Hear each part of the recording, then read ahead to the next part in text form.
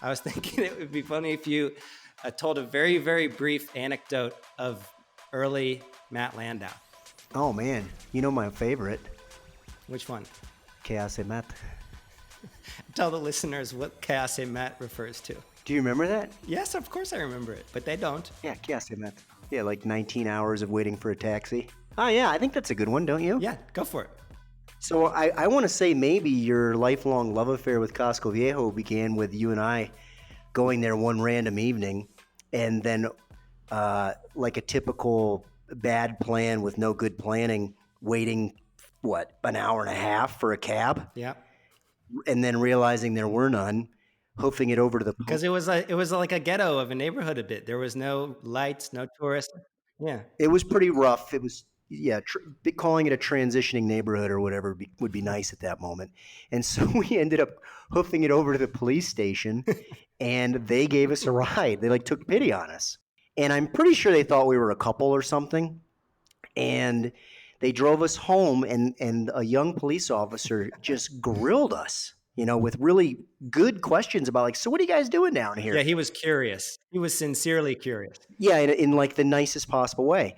And then after what felt like the 35-minute ride home in the back of a paddy wagon, he says, and he said it so sincerely and so abruptly that it stunned me. He said in Spanish, ¿Y qué hace Matt?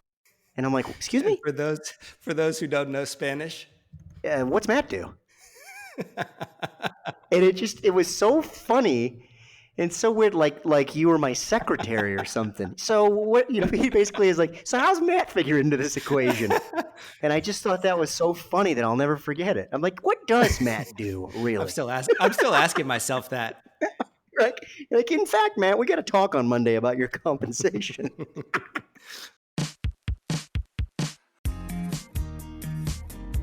Hey, Unlock listeners. This episode's brought to you by Point Central, the leader in business-grade smart property solutions designed for rental properties.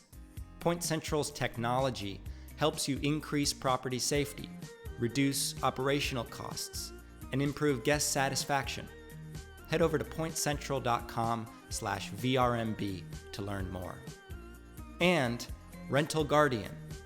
With over 1 million property owners, thousands of property managers, hundreds of software partners and counting, Rental Guardian is arguably the most complete and trusted travel and damage protection platform in the industry. You can learn more at rentalguardian.com. And AirDNA, the vacation rental industry's leading provider of data and analytics. By tracking the daily performance of over 10 million listings on Airbnb and Vrbo, AirDNA delivers powerful insights to help hosts, managers, and investors thrive in their vacation rental markets. You can head over to airdna.co to learn more.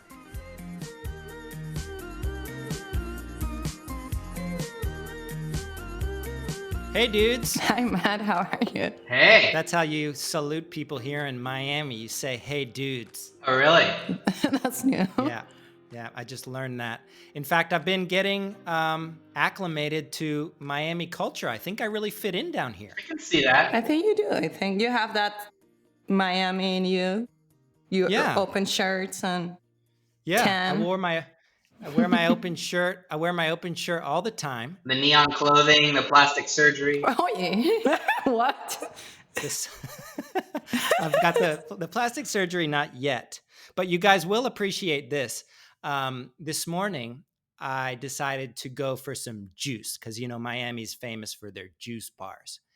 And I walked into one that was very hip. And I'll admit, I was a little, intimidated, the same way you get intimidated when you go into a hipster bar or like a craft cocktail bar where you don't recognize half the ingredients. And I was a little nervous.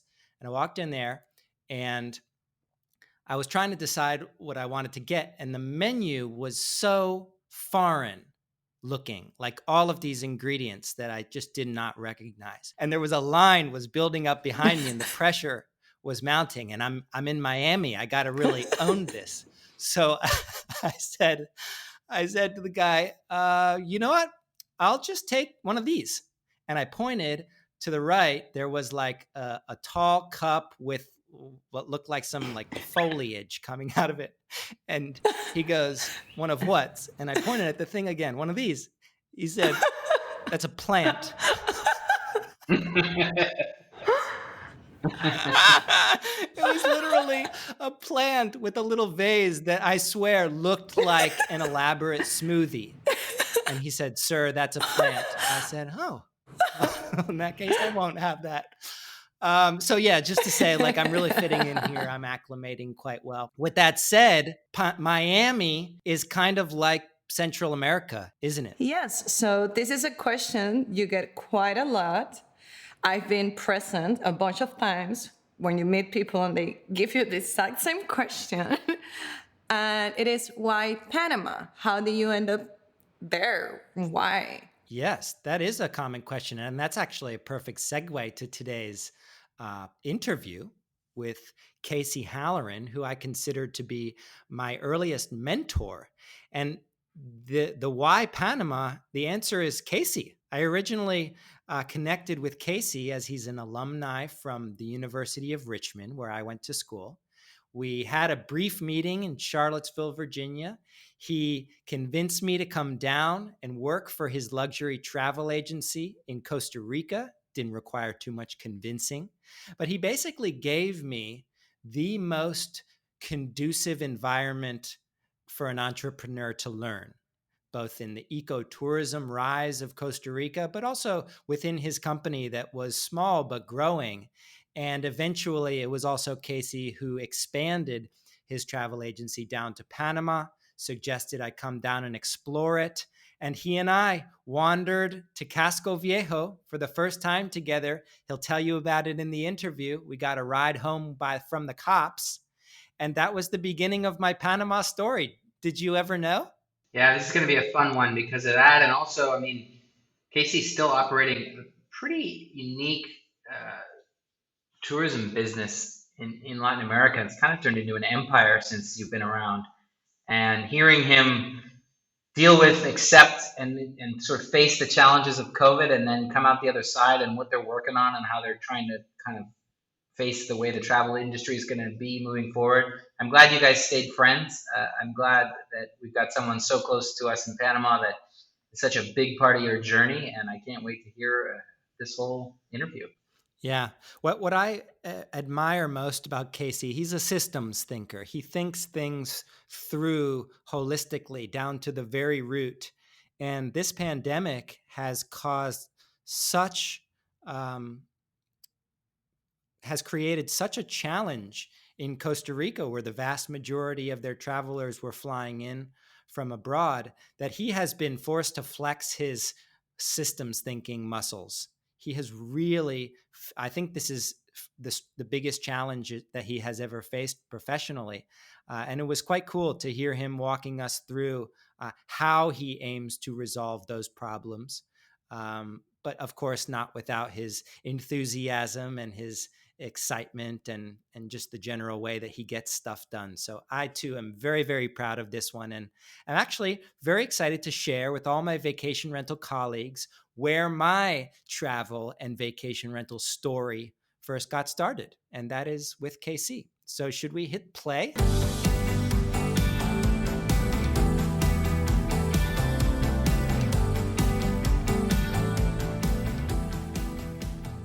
Casey Halloran is the CEO and co-founder of Namu Travel Group, which is the #1 online travel agency in Costa Rica, among several other Central American countries. Casey's owned several small hotels / vacation rentals over the years, including Villa Buena Onda in Tamarindo, which looks out over the ocean. Today, we're going to talk about the devastation of this pandemic on fly-to destinations like Costa Rica. And we're going to talk through what I feel is a pretty deep question, and that is whether the world's most sustainable tourism destination can save itself. Casey Halloran, welcome to Unlocked. Thank you, Mateo. That's my new introduction for you. I'm just going to do that everywhere we go. That was fantastic. Thank you. First things first, walk our listeners through your quarantine / stay-at-home setup there in San Jose, Costa Rica. Okay. Well, this is all new to me. I have always been a anti work from home guy. In the last couple of years, tech offshoring has gotten huge in Costa Rica, and they're recruiting away our nerds at rapid pace. And one of the perks has always been work from home. So we fought that notion for a long time until we relented maybe a year ago. But now we're all work from home. So Yes, we are. quarantine set up. Within days of border closures, the government forced us all to start working from home. Fortunately, I work and live about a 4-minute walk apart. My wife also works from home, and now my kids are being homeschooled in the interim. So it's pretty much worst possible operating environment. So today I'm at a friend's house. We decided post quarantine to just kind of roll with it. So we were about to move into a new office in 6 days, and we just decided to move out and never have an office again. So, Wow. uh, it's going to save us 6 figures a year on rent, but it's a whole new ball game. So we just started using Slack to reorganize the team. We've changed a ton of stuff in 6 weeks. It's been pretty thrilling as an entrepreneur, but as you might imagine, chaotic. Transitioning Yep. from a traditional mostly work at office to 100% work from home. Our sales team has always been 100% work from home, so that's been a little bit easier for them. But our operations team's used to having physical meetings and looking each other in the eye. And while there's this much chaos and doubt and anxiety, it's been extremely tricky to lead through a crisis when you can't look at people. I think I saw one of your photos. I don't know if it was Facebook or something, but you had set up yourself a little standing desk out in like a jungle gym or something. Yeah, I mean, when my kids aren't getting homeschooled, I love working outside. It's awesome. Just right now, oh man, I mean, my kids are 5 and 7, and hard to concentrate or work or do phone calls with people, little people hanging on you. I would just like for it to be documented that your children, both of them, are so obviously your children in the way that they talk. And that is a huge compliment. Thanks. My son, my wife's Panamanian. My son looks like her and acts like me, and my He daughter looks does. like me and acts like her. And I mean, they couldn't be any more different, all the way down to he's very dark skinned and she's very not. So we have to cart around two very different sunblocks when we go to the beach. And I want to talk in a second about your company there in Costa Rica. But first, I think it'd be interesting for listeners to hear a little bit of background here, because you and I have known each other for quite a long time. We met Yeah. first in Charlottesville, right? Was that Yep. 2005, maybe? Whenever you graduated, I think you were Yeah, probably 2005. several months from graduating, maybe. That's right. Yeah. And for those who don't know how I first made it down to Central America, I was sitting in my dorm room office at my desk, and I was thinking, what the hell am I going to do with myself senior year? And I picked up a copy of the Alumni magazine. And on the cover of the Alumni magazine was this guy in a hammock and on the beach in Costa Rica. And the headline was something like, something equivalent to "I'm living my dream life." And my first reaction was, I was furious with you. I just couldn't stand the fact that this guy had figured out this like little trick. How dare he? How dare he take Yeah. my dream? Yeah. But then reality set in, and I was like, why don't I just reach out to this guy? He graduated from my school. I emailed you. You were in Charlottesville a couple weeks later, and we met up, right? Yep. Yeah, I think it went about like that. And when I selected that picture for the Alumni magazine, it was designed to evoke the precise response that you're describing. It worked in the sense that you got to meet me, and we got to Right. have a great work relationship and friendship. It started when you basically said, Matt, come on down to Costa Rica. We've got a travel agency based out of San Jose. And you can write a guidebook. That was more or less the proposition. I was like, okay, that sounds amazing. And I came down and I stayed in the little apartment next to the office, right next Oh, to your wow. place, Mm-hmm. and had Well, that was an old office, right? I was Yeah. outdating myself. Yeah. Yeah. We created a travel guide called 99 Things to Do in Costa Rica. And it was your idea to have like a sort of an elaborate business card type of thing that you could hand off to your guests, right? Yeah. I mean, back in those days, there was still so much that was printed, Yeah. and so what every customer that arrived to the country, we gave them their little guidebook, and I think we sold some ads in there. It's just incredible how, even in the 20 years that I've been doing this, how much travel literature and blogs and audio and video has just changed so rapidly. Totally. It's a lot of fun. A lot more channels now and a lot more mediums. And that 99 Things to Do in Costa Rica little guidebook made me realize that I wanted to live in the tropics. And that was when roughly you were in the process of opening up shop in Panama. Correct. I joined you down there to work out of the Panama Luxury Vacations office for a good several months. That was when approximately that famed night in Casco Viejo took place. You introduced me to Casco Viejo, Case. Yeah, man. I think we went out for dinner and probably had too many drinks. Ego. We had an ego. Yeah. And that was the neighborhood that ended up becoming my life for the better part of a decade. I ended up purchasing the vacation rental business that you introduced me to, Los Cuatro Tulipanes, back in the day. Do you remember Paulus and Eric? Of course, small world, right? Yeah. And that you kind of gave me this little window into the world of tourism and how small operations work. And after helping them out for quite some time, I became a vacation rental professional. And I don't know what has happened since. I've gone purely downhill. We all have. But this is, we've all gone downhill even in the last like 2 days, I would say. Rapidly.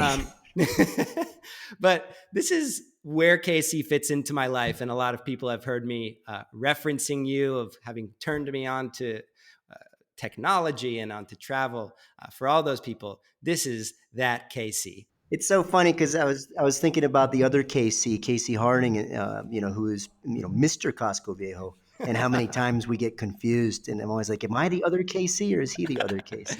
It is true. My two early mentors, each were named Casey, despite the fact they spelled them differently. Yeah. Weird. So I want to talk a little bit about first, before we get into this world-changing pandemic that we are experiencing in real time. Costa Rica Luxury Vacations, pre-COVID. You started off with Tony in your living room, right? That was the inception, if I'm not mistaken. Yeah, well, yeah. I met him. I met Tony, who was my 20-year business partner. He just retired last year. On a roommate wanted ad in the Costa Rica's only English magazine at the time, the Tico Times. Were you living there at the time already, or no? Yeah, I lived 1 year abroad down here with my parents. My parents had both just sold small businesses. My little sister was 15 years old and was attending country day school. And I had started CostaRicaPages.com, right, an internet directory out of the house. This was dial-up internet days. It was really hard to get anything done. It was hard to open a bank account. It was just hard. And my parents and my little sister decided to move back to the States. I was just starting to get a little bit of traction with the business. I had a handful of advertisers. I was building websites and doing SEO. Super, super early days of pay-per-click. And I moved across town to Los Yoses, which is a suburb of San Pedro and near basically the college part of town, as I had a friend of a friend who was also a Richmond connection who had been living over there and rented his dumpy little apartment, put an ad in the paper. Tony showed up. I had a handful of customers who were hotels and one that was a travel agency, mostly outbound, like to Cuba and other visa-run destinations. And Costa Rica Pages was a directory in the sense it was almost like a little yellow pages. Yeah, that just gave me intelligence into what was happening in the industry. There were a lot of gray area businesses down here, sports books and whatnot, but I loved the hoteliers from the jump. I just thought they were cool, creative class, interesting pioneer type people. Most of them bootstrapped everything, started with nothing. And they were just fun people to be around. And so Costa Rica Pages, as a successful directory generating good web traffic in the early days of the web period, It gave you this insight into what became a travel agency? Yeah, because Tony and I were having fun writing what I guess became to be known as a blog. We were writing this silly little newsletter called the Costa Rica Quarterly and just having fun with it. Real tongue in cheek articles, going out and visiting hotels, writing tongue in cheek reviews. And once we did a couple of those and stayed at a couple of really nice hotels, we're like, let's do this forever. This is fun. Because Tony's mother had worked as a travel agent. And I made a phone call to her, asked her a bunch of questions. I was like, we can totally do this.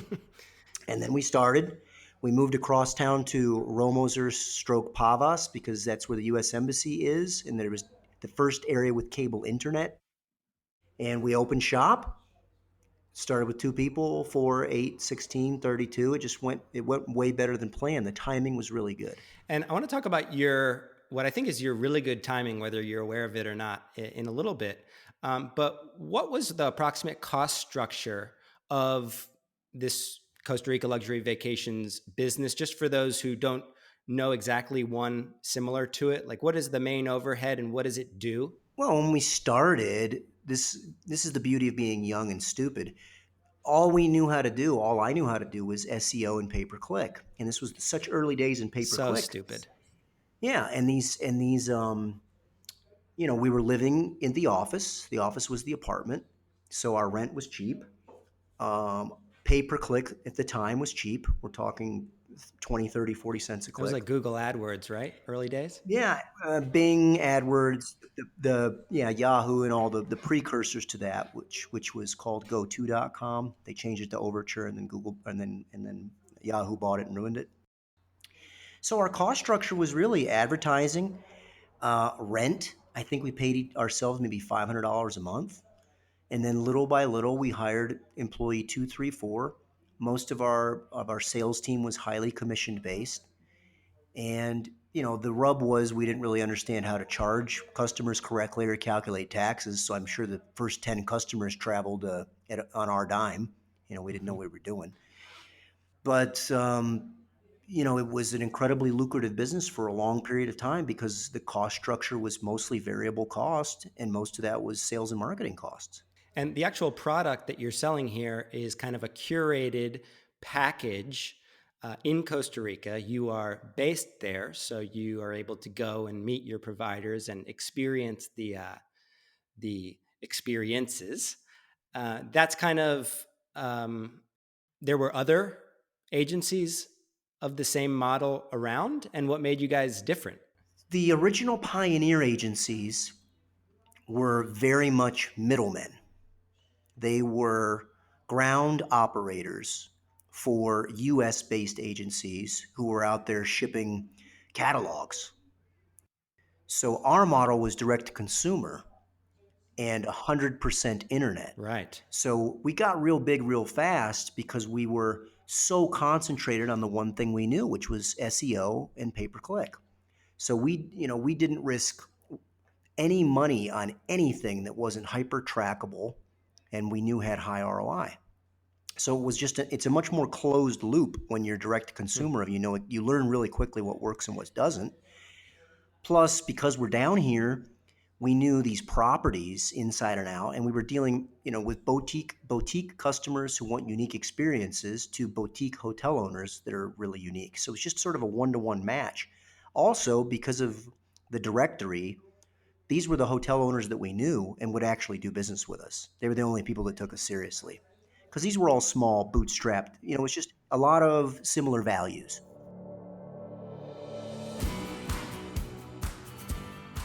We're in uncertain times, and there will be mornings when you wake up and you're not entirely sure if you can or want to do this anymore.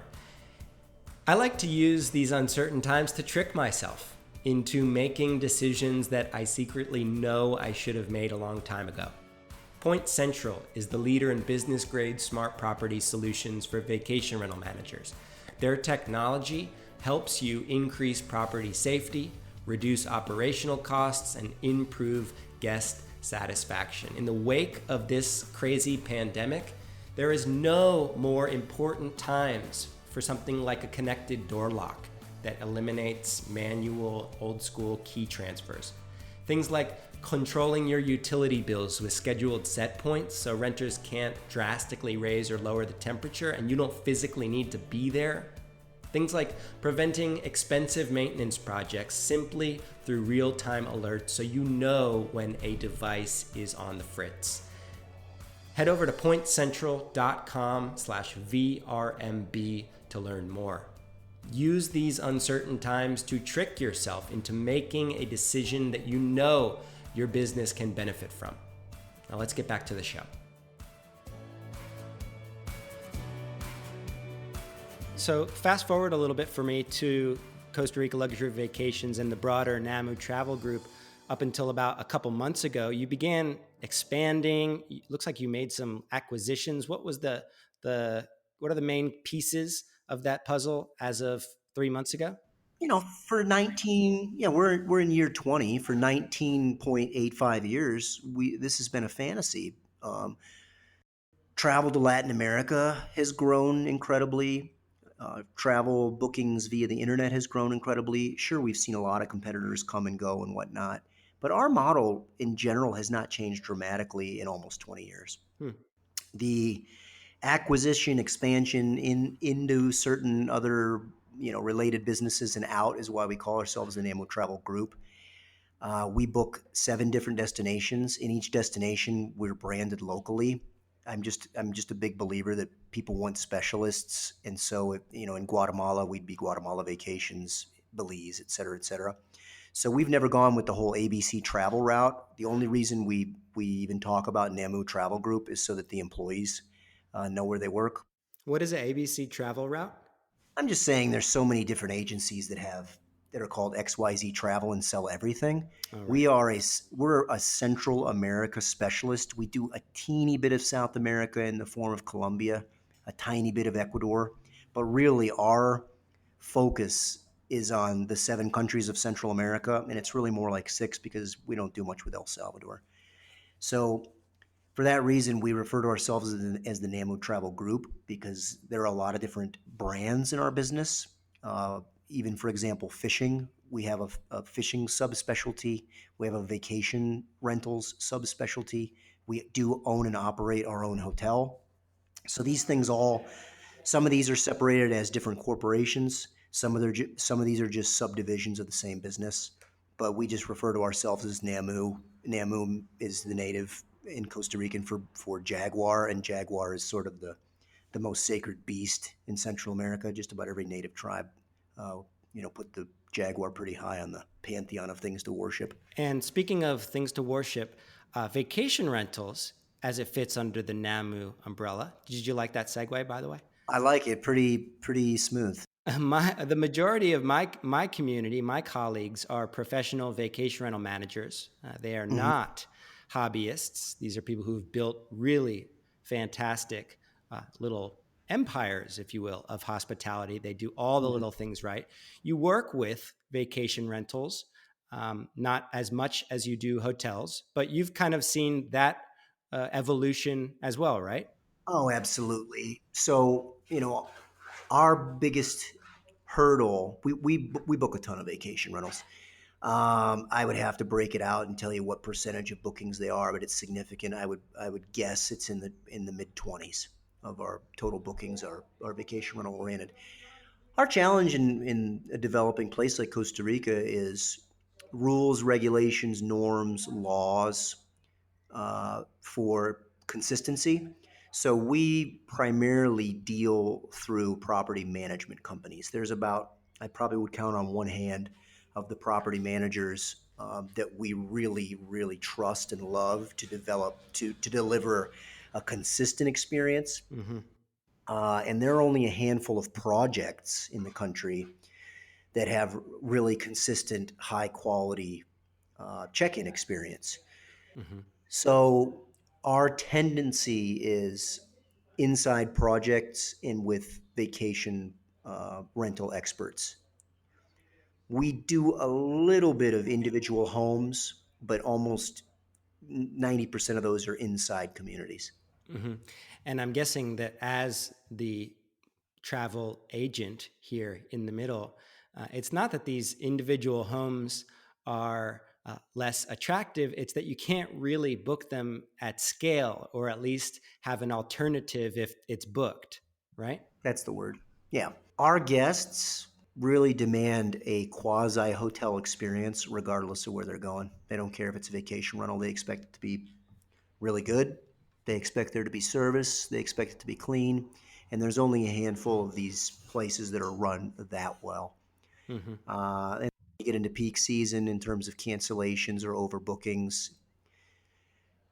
We just have been burned so many times and to the tune of big dollars that we avoid individual owners. We almost always go through professional organizations to the point where we've considered opening one or buying one. We may still end up doing that, but in terms of demand and trend for vacation rentals, it's through the roof, particularly when it's multifamily, extended family, uh, business trips. And when you talk about post crisis, I have a group of hotel buddies that we talk all the time. I'm starting to wonder if the new luxury isn't going to be people who can take extended vacations that are working vacations, where it's almost more like, dare I say, digital nomad type stuff. But for people in their 30s and 40s who, yeah, I'm going to go down for 2 weeks, but I got to work one of the weeks. Mm-hmm.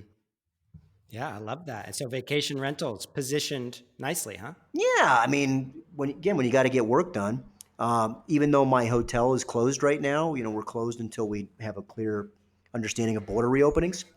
We are staying open for our team to go and use it as their remote office. And I mean, to actually live and work at the beach with housekeeping, et cetera, is pretty awesome. So I could see there being this sort of, I don't love these weird smashed up words we use in tourism like bleisure, but I could see there being more bleisure vacations that are actually like, hey, let's go for 2 weeks. Let's stay a longer period of time, but we're all bringing our laptops with us and we're going to work on and off. And so you've kind of pivoted nicely into uh, where we're going next with all of this change. And by the way, I've stayed in one of those vacation rentals in Tamarindo that actually Justin DeBoom booked for us, my family, and it had Awesome. a full array of hotel style amenities. It had a pool with a swim up bar. It had room service that we could get delivered. It had a full kitchen, but it also had access to the local fish truck guy. It was like the perfect blend of hotel meets vacation rentals. So the consistency, I see it in that kind of product. But that also means that your travelers are kind of expecting you to act like that big hotel too. It's tough. And this is when I want to shift into your current situation. I saw you put out a video, almost apology type thing to travelers. Walk us through what that was all about and why you felt the need to do it. The industry right now is more or less closed. And even though I've been doing this for 20 years and some of my colleagues 30 years, I don't know that we've ever seen the industry operate in reverse. So while we have a lot of amazing unwritten rules of how the travel industry works moving forward, and a lot of that is operated on good faith and just some basic handshake understandings of what you do, none of us was really prepared to operate like an insurance company. And for at least the first 3 weeks of the border closure in post COVID crisis, uh, the industry was trying to figure out how to operate like an insurance company with a bunch of simultaneous claims. So we're talking about millions and millions and millions of dollars where these transactions were kind of in the air, and it wasn't really clear of who owed who what, or how to get it all back. And, I like to joke with my friends, I studied 2 semesters of economics, which means I know absolutely nothing. Mhm. Um, Who was your teacher at Richmond? I don't, Eric Kraft, but I'm not going to vouch for him. Okay, fair You enough. remember him? Um, let's assume that credit is 6 or 8 times larger than cash.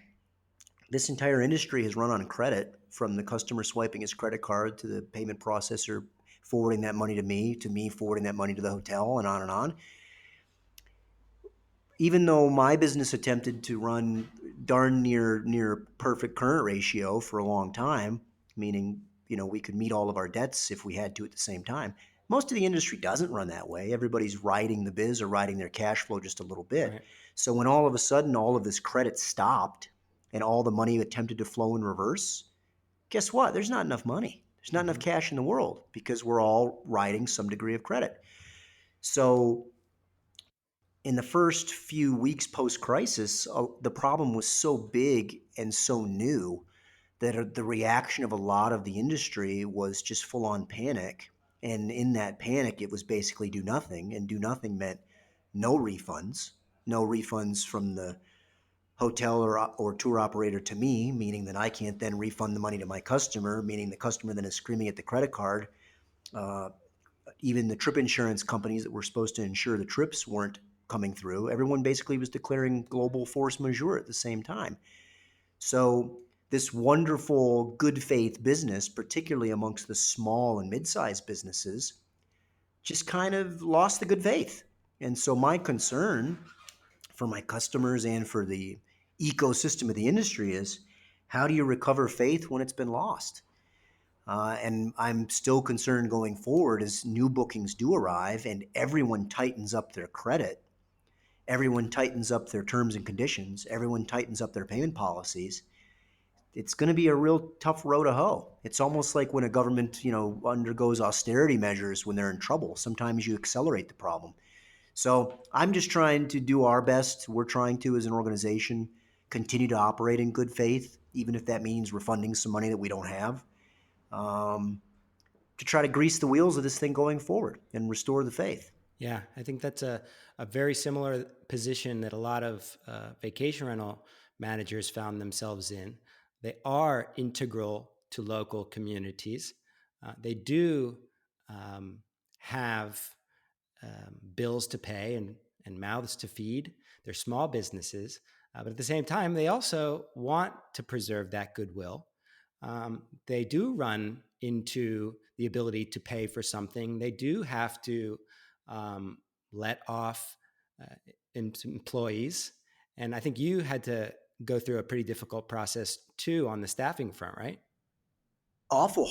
I mean, I don't want to sit here and bag on governments. I realize that they're incredibly large and slow moving, but unfortunately, the options provided to us were so slow and so nominal that the best decision we felt after 3 weeks of waiting and trying to understand, if and when the sun might return, we decided to liquidate almost 70% of our staff. When I say liquidate, there are really nice worker protections here that require that you basically you pay people on the way out the door based on time served and an accumulated number.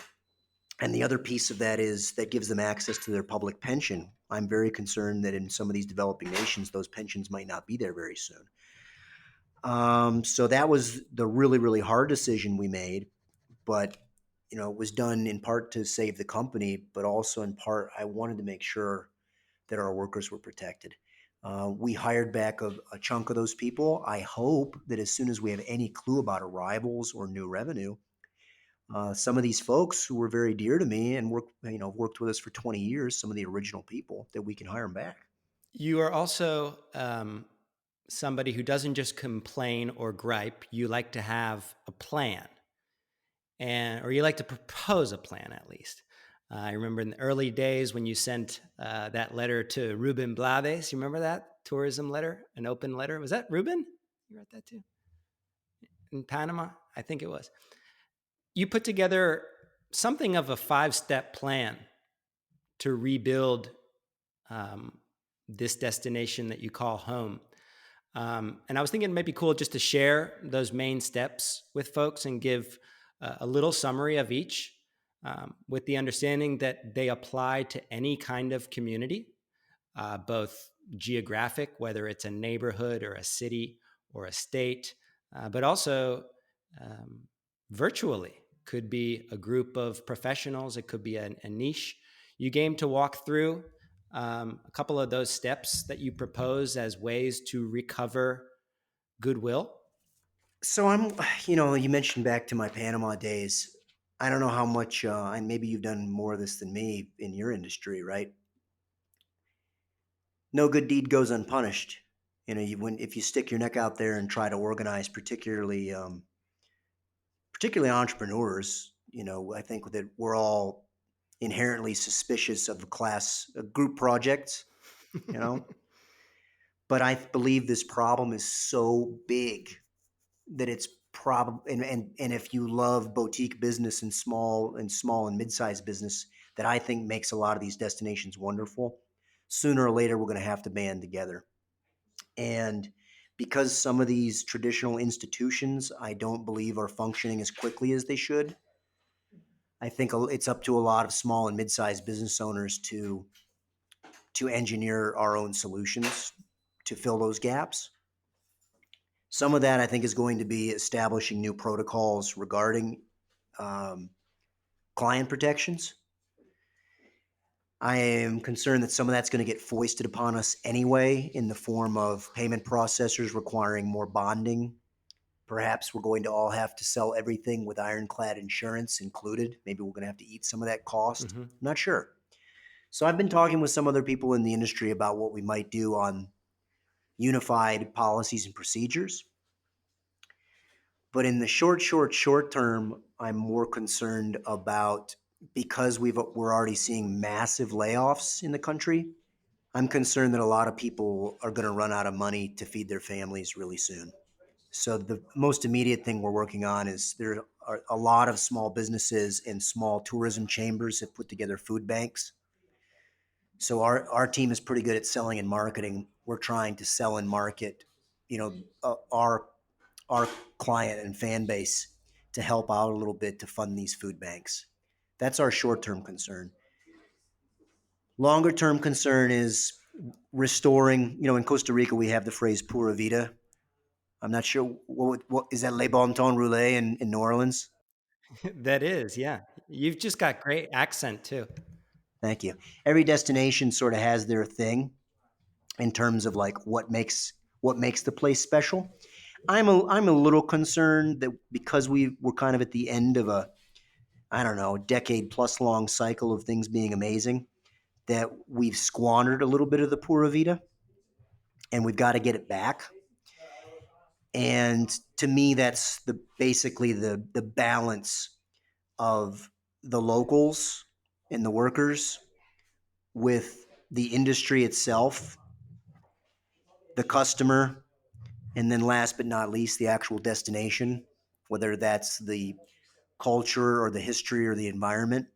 I think in most of these destinations, these things get out of whack over time, and it's really, really hard to recover them. So I think we're going to have to attack those things one at a time. Right now, because I'm very concerned that we could become Venezuela or Nicaragua if we don't handle this, I want to make sure that the recently laid off workers are taken care of. So that's what we're working on right now. But I want to just kind of work my way around that circle of balance to see what we can get back in order. And this is maybe where I need to talk to our old mutual friend Casey Harding because I know that they worked a lot with universities and studies and intellectuals of how do you keep a destination in balance. Mm-hmm. And I've been to Cancun. I'm not going to bag on Cancun for what it is. There are a lot of people who love it. It is beautiful. But usually in our industry, when we want a whipping boy, we always say, let's not become Cancun. Uh, and what's made a lot of these boutique, unique, organic destinations so great is that they didn't have big money, and we don't have giant big box resorts everywhere.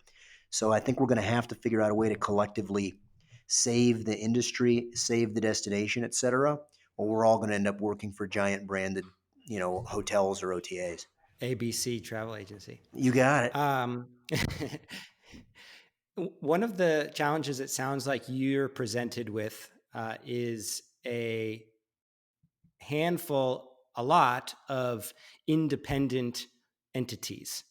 Um, and the challenge is they may all want the same thing for Costa Rica's tourism to be sustainable to be back up and running.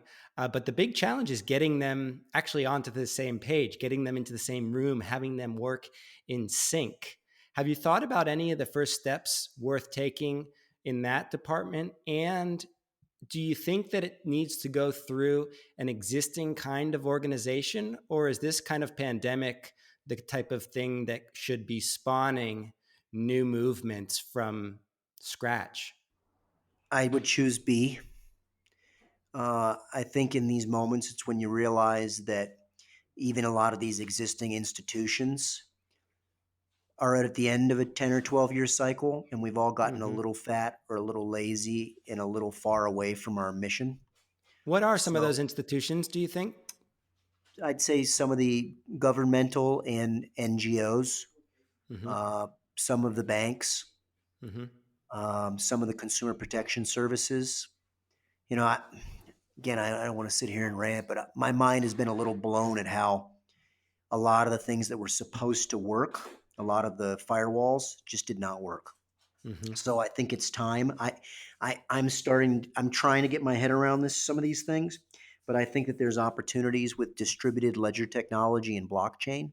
And that might sound a little wacky, but I think that might be really relevant in your, particularly as fragmented as the vacation rental space is. When you talk about uh, shared ledgers of shared expenses, post crisis, I think people are going to be very hesitant to hire full time workers again. So I think there's going to be a lot more need for shared employees, shared Hmm. services. I think there's going to be a lot more collective bargaining and collective purchase order agreements. Hmm. And I think there's a lot of technology in the form of blockchain or other distributed ledger tech, and there may even be more traditional models of that, of how might we share a ledger through shared QuickBooks or other shared accounting systems where, hey, on this expense we're going halvesies. It's one purchase order, but half that stuff goes to you, half that stuff goes to me. I think it's time. Everyone loves small business, and the smallest business in our space would obviously be the vacation rental. But I think the small guys are going to need to start thinking a little bit more like big guys, or we're all just going to end up working for big guys.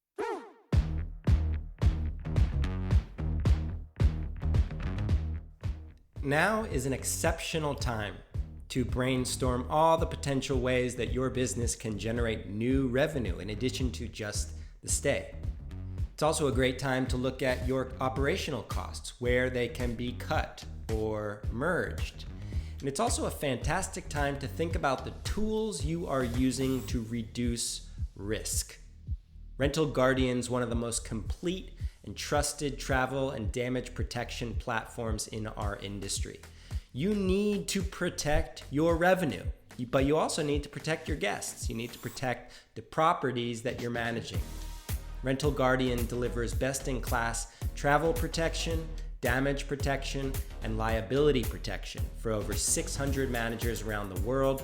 They've recently launched Master Cancel, which enables you to offer flexible terms and conditions to your guests while simultaneously protecting the hard-earned revenue and the owners that you represent. Head over to rentalguardian.com to learn more.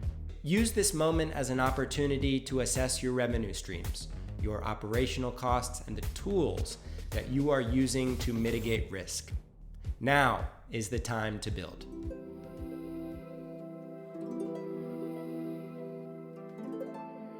I want to share with you a tool you may have heard about before, but didn't realize you needed in this time of uncertainty.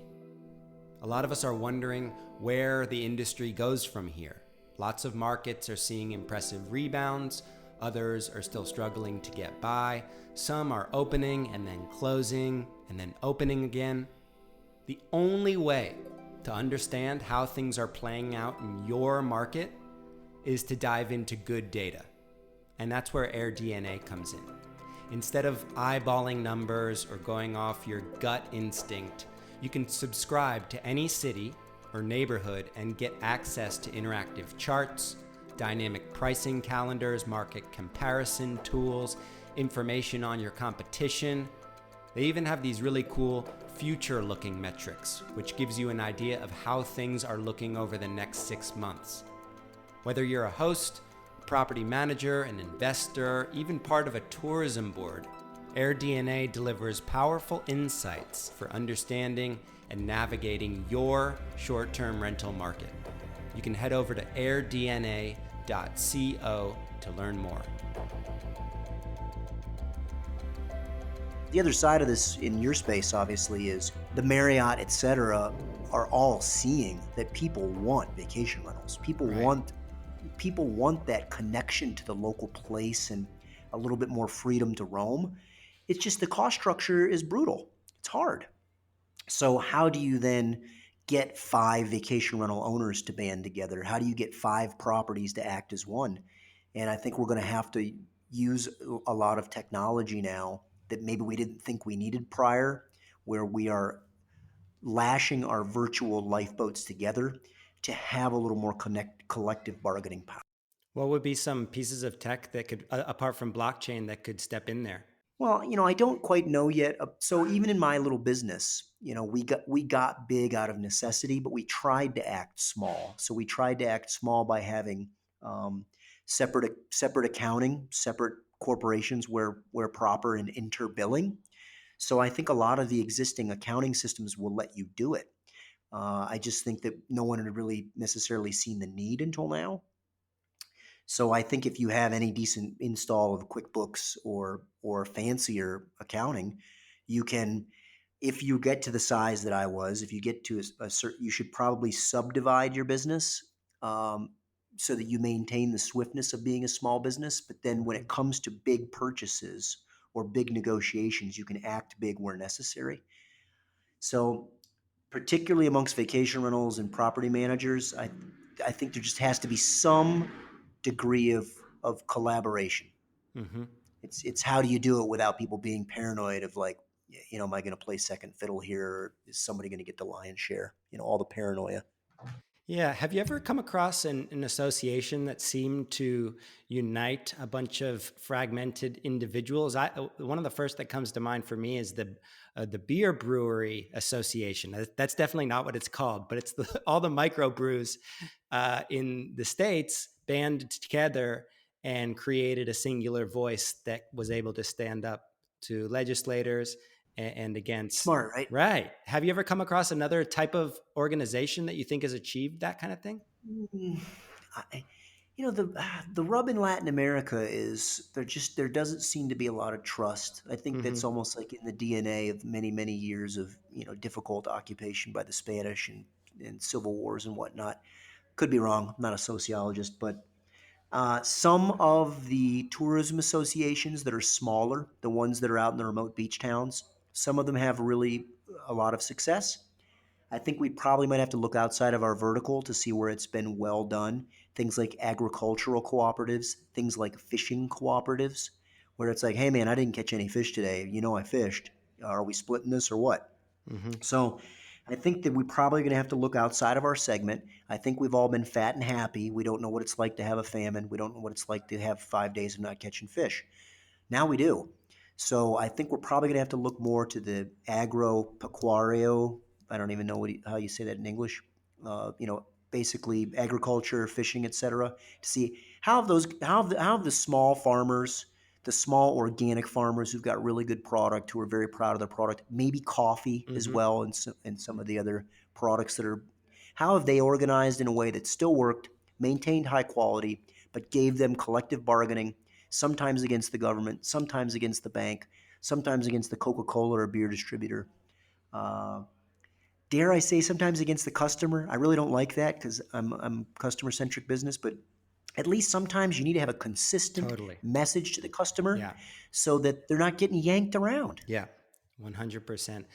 The other one that comes to mind that we've actually done a little case study on is a group in Guatemala of farmers who were just getting crushed by these larger agro companies. I don't think it was agropecuario. I've never heard that phrase, but and they decided to specialize in something that was hard to produce at scale, and that was miniature vegetables. Nice. And B, they created an association through which went all of their sales, and that gave them significantly more leverage and bargaining power, like you say, to the bigger guys. And I don't think they could have achieved it independently No way. any other way. No way. And Yeah. the other thing that I think so brilliant of and that just, as you get older, you start to see all these connections and parallels. Um, and I think my backstory, Matt. I grew up in a town of 5,000 people and one stoplight. Some of the smartest people that I knew were the farmers. These, once you get into fourth, fifth, sixth generation farms, you got to be a Hmm. smart mofo to not lose that to the bank. And what Yeah. all those guys know is that some years you got to let the farm rest. Some years you got to let the thing go to seed. You got to turn over the soil.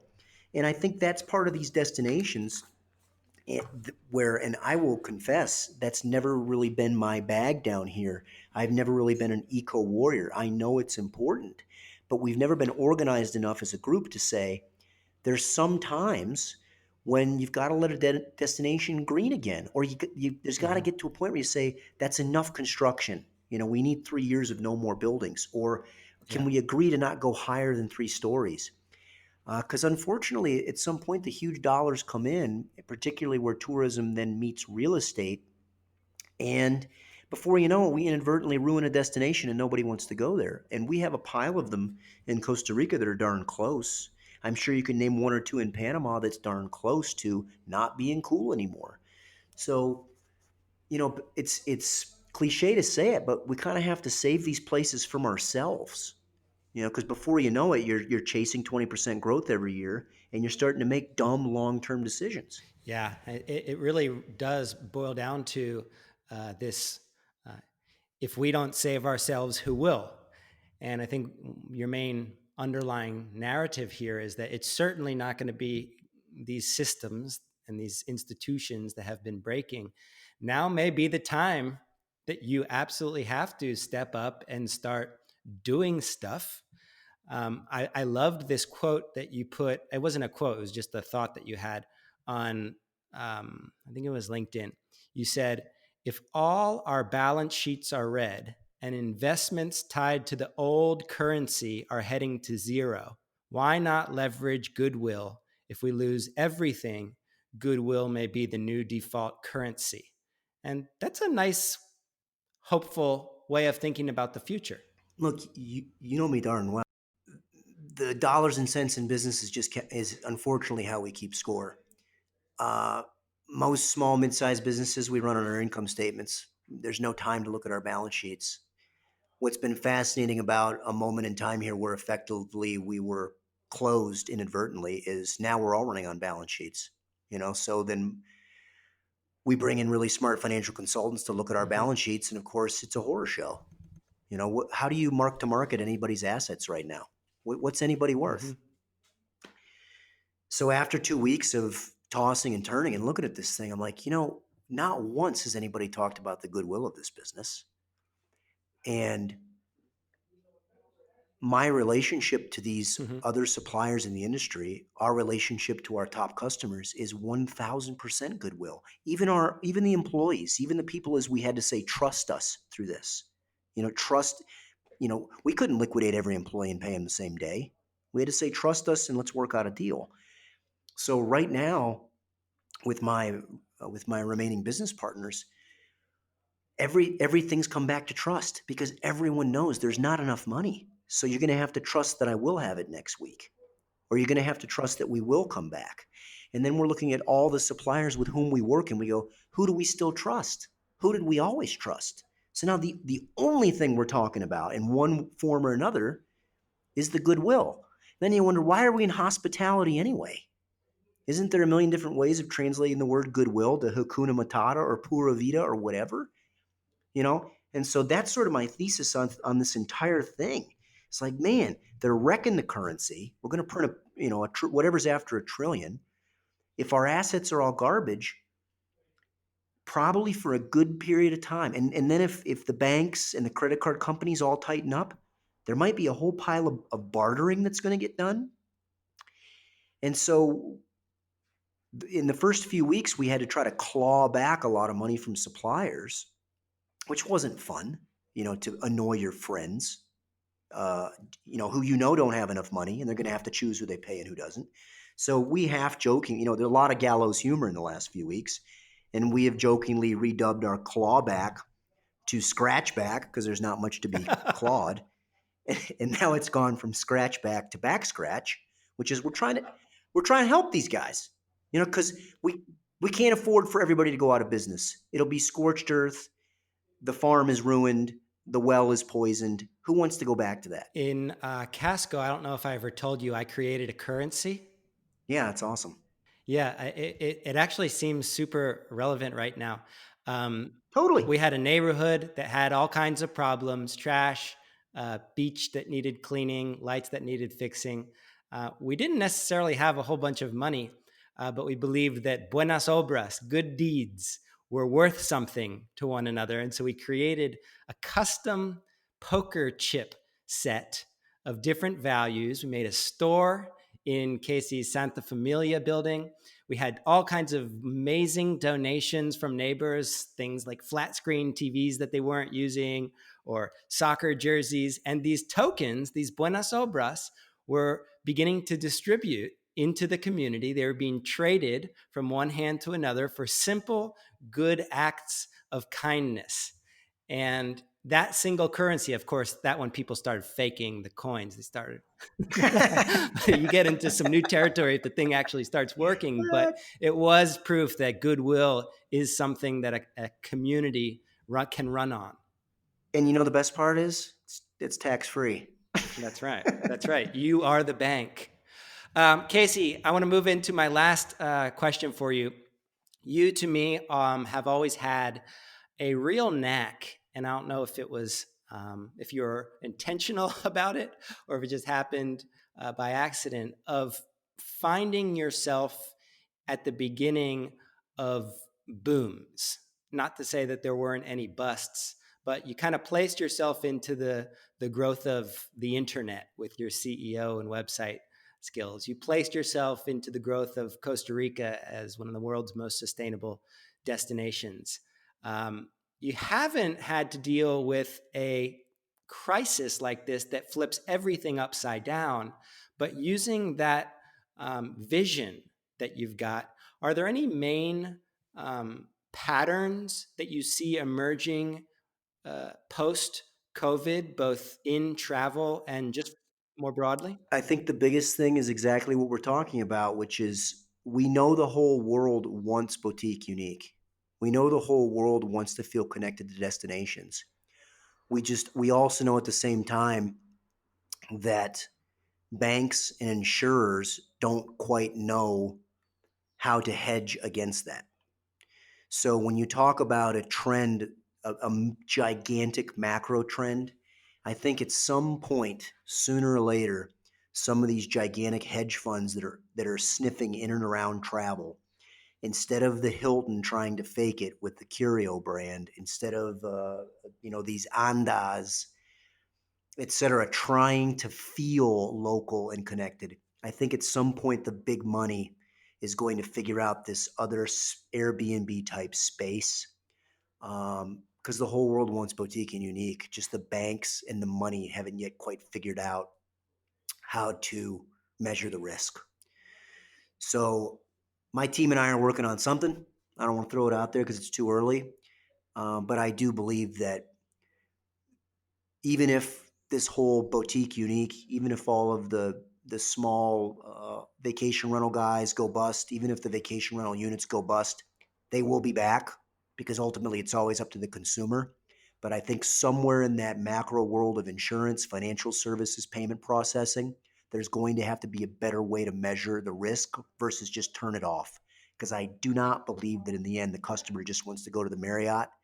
Um, I think those properties are all great. I think they serve their purpose. I particularly as the millennials and the younger folks become more affluent travelers, I think that they're going to continuously want more real, authentic, experiential travel. And it's how do you deliver that and still make a buck? And you know what? Talk about trends. There may be a point where there's more nonprofit travel. There may be a point where there are nonprofit hostels, where there are nonprofit hotels, because some of this stuff is not always easy to deliver for a profit. Yep. I actually stayed in one in Antigua a couple of months ago, The Good Hotel. You can Google that. It's a nonprofit hotel, and I love it. It's got the goodwill baked in. Casey Halloran, we are nearing the end of this episode, and it was wonderful catching up with you. It was wonderful hearing your thoughts on rebuilding the world's most sustainable tourism destination. Typically, I end these podcasts with a high five, but of course, can't do that. Thanks, man. That was fun. Yeah, that was really good. And it really struck, for me, it was a perfect, I really wanted to dig into the harsh reality of life right now. And you articulated that so well. So thank you. Thanks, man. I really do think we're at the cusp of something way better. I really do. I hope you enjoyed this discussion as much as I did having it. The episode was produced by Tammy Rowe and Stuart Hooper of Mango Fish Studios.